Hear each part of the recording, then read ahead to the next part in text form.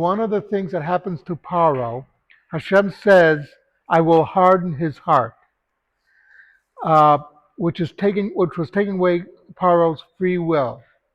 And it's really an interesting idea in history. If you ever study history, you notice something over and over again.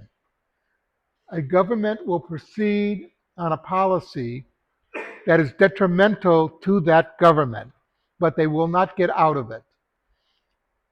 Barbara Tuchman wrote a great book about it called The March of Folly. And it just shows over and over again that although the evidence is telling you this is a bad policy and we should get out of it in some form, they continue to go at it. And I can give you example after example. But even in regular people, many years ago, I worked for the city of Miami Beach, excuse me, in the parks department.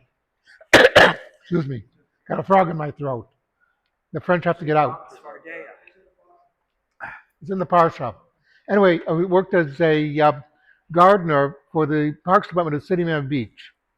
And Flamingo Park has all these little friendship corners.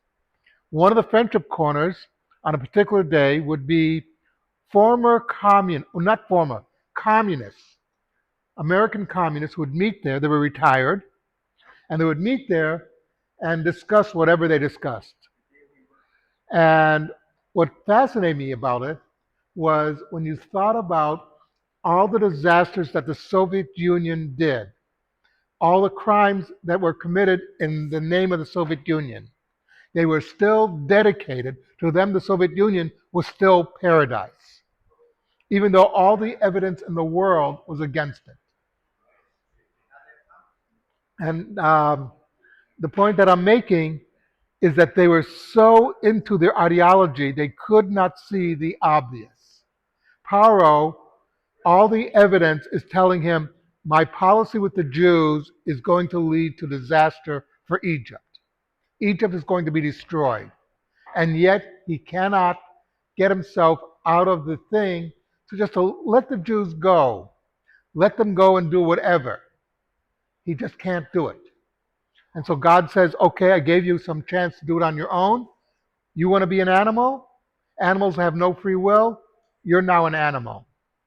And that's basically the lesson. Remember that what happened in Egypt is telling us about what will be in our future. Something to think about.